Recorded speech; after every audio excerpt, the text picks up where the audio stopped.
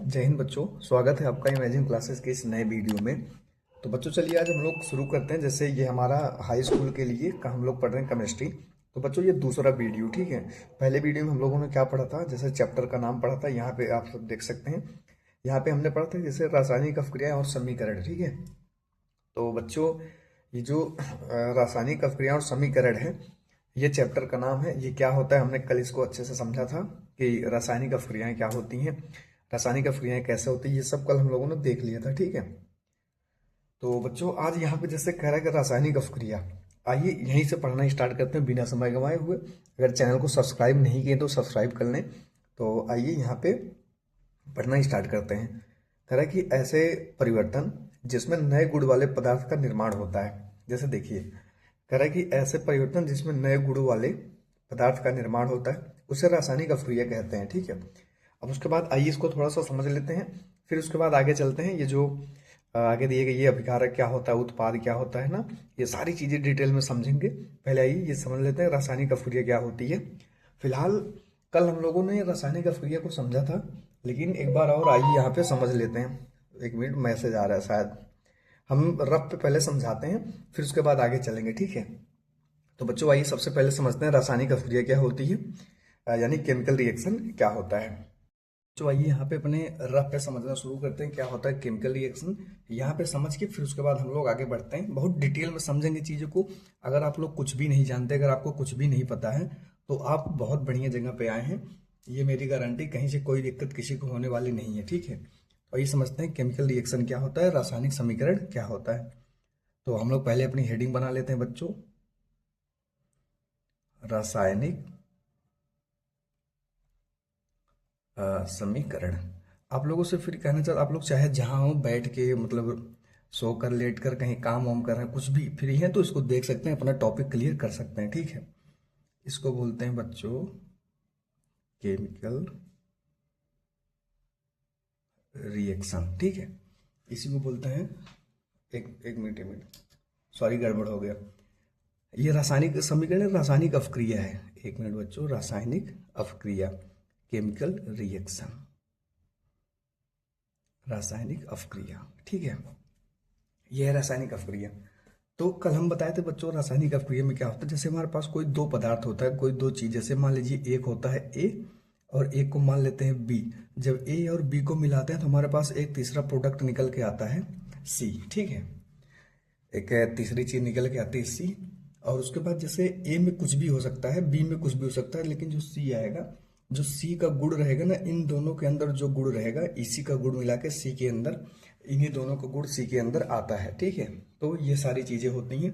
अब जैसे एक उदाहरण लेके चले, कल तो अगर देखिए, अगर इसमें थोड़ा सा मतलब कम समझ में आए तो कल वाले वीडियो में जो पिछला है उसमें एकदम डिटेल से बताए थे। तो सॉरी, आप लोग बच्चों उसमें जाके एकदम अच्छे से देख सकते हैं, ठीक है। ये मतलब ऐसे एक बार रिवाइज करें, ऐसे समझ लीजिए आप लोग। जैसे देखिए यहाँ पे अगर जैसे हमें पानी बनाना हुआ, क्या बनाना हुआ, पानी, इसका सूत्र होता है H2O। तो इस यहाँ पे H2 ऐड करेंगे प्लस यहाँ पे O ऐड करेंगे, तो हमारे पास बन जाता है H2O, ठीक है। और इसी तरह जैसे हमको बनाना हुआ Na प्लस Cl, तो ये बन जाएगा NaCl। Na का मतलब ये होता है सोडियम, क्या होता है, सोडियम। और ये बच्चों ये होता है क्लोरीन, और ये इसको बोलते हैं सोडियम क्लोराइड। क्या बोलते हैं, सोडियम क्लोराइड, इसको बोलते हैं सोडियम क्लोराइड, ठीक है। तो अब यहाँ पे ध्यान देने वाली बात ये है कि जो हमारे पास ये Na है इसको A मान सकते हैं, और जो Cl इसको B मान सकते हैं। इसको मिला के जो ये बना NaCl, इसको मान सकते हैं C। यह है सोडियम क्लोराइड, यानी नमक, एक हिसाब से लवण इसको बोलते हैं, ठीक है।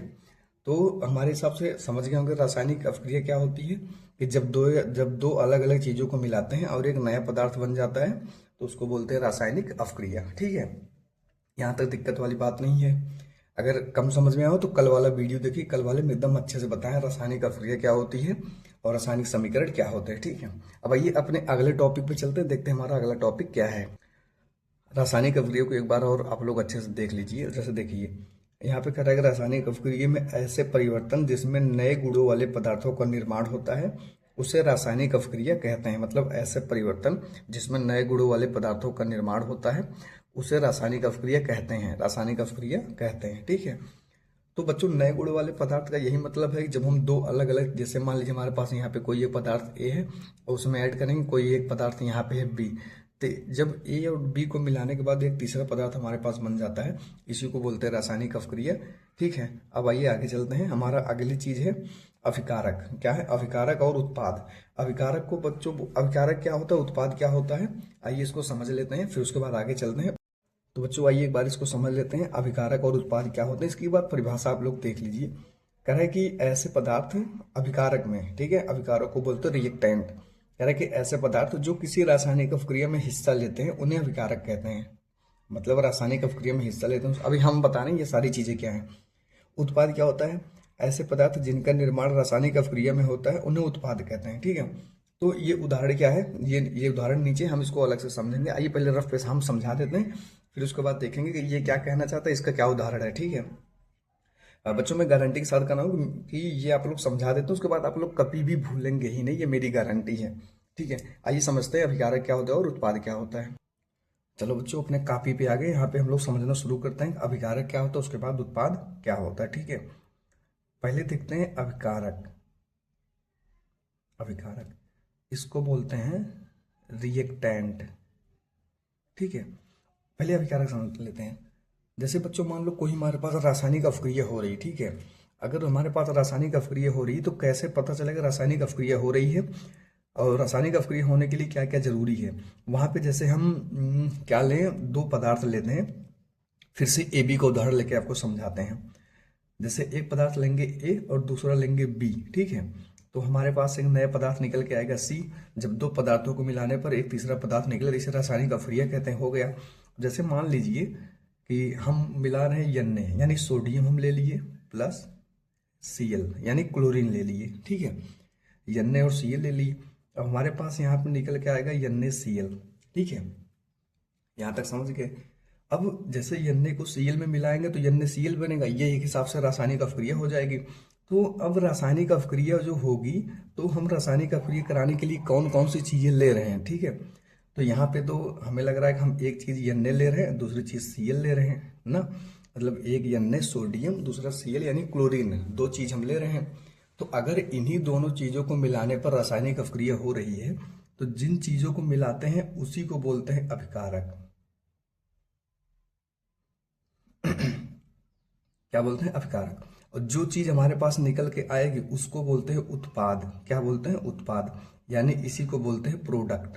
क्या बोलते हैं बच्चों? प्रोडक्ट।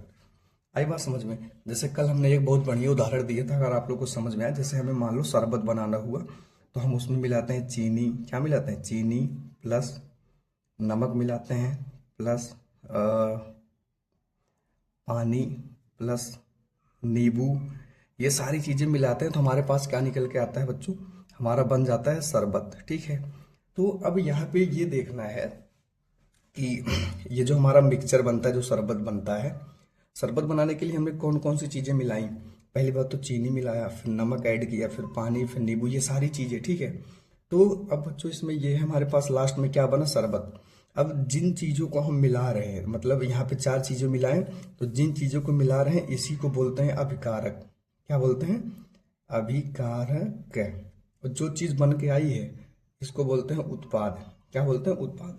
अच्छा, एक चीज और है, किसी भी रासायनिक अपक्रिया में जो अभिकारक होते हैं वो दो या दो से अधिक हो सकते हैं, हमेशा दो होंगे, यानी कम से कम दो होंगे। मतलब ऐसा नहीं कि किसी भी रासायनिक अपक्रिया में सिर्फ एक अभिकारक होगा, ऐसा कभी नहीं होगा। ठीक है, अगर एक अभिकारक रहेगा, जैसे मान लीजिए एन ही, अगर ये एक ही रहेगा तो ये मिलेगा किसमें? जब किसी में मिलेगा ही नहीं तो रासायनिक अपक्रिया होगी नहीं, फिर यहाँ पे हमारे पास उत्पाद कुछ बच के आएगा नहीं।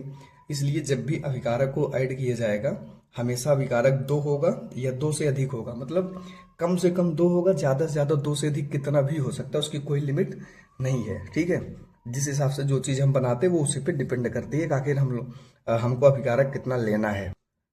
उम्मीद करते हैं बच्चों आप लोग समझ गए होंगे ये अभिकारक क्या होता है, उत्पाद क्या होता है।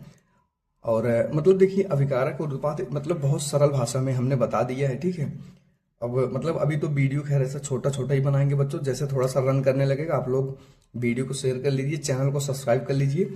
उसके बाद जो है एक मतलब बढ़िया से पूरा एक एक घंटे की वीडियो बना के पूरा मतलब एकदम बढ़िया से। उसके बाद एक एक टॉपिक पे वीडियो बनाएंगे। अब आइए देखते हैं अगला उदाहरण हमें क्या कहता है, ठीक है।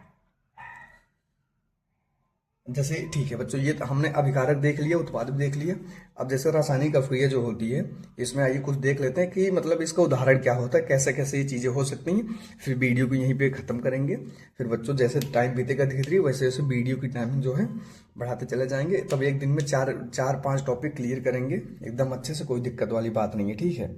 तो आइए इसका उदाहरण पहले देख लेते हैं आखिर क्या है इसका उदाहरण।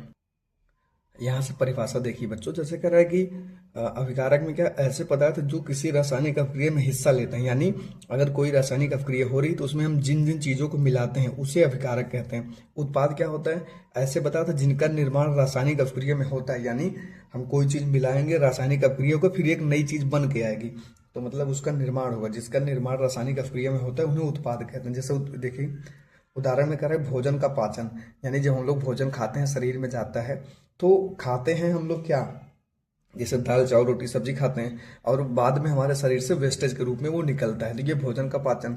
उसके बाद श्वसन, श्वसन का मतलब जब हम लोग सांस लेते हैं तो हमारे पास मतलब सारी गैसें अंदर जाती हैं। फिर उसके बाद जो है ऑक्सीजन जाके फेफड़ों से खून में मिल जाता है। मिलने के बाद जो है फिर वो चला जाता है कोशिकाओं में, वहां पे मतलब उसकी बर्निंग होती है। उसके बाद वहां से हमें मिलती है एनर्जी, तो ये श्वसन हो गया।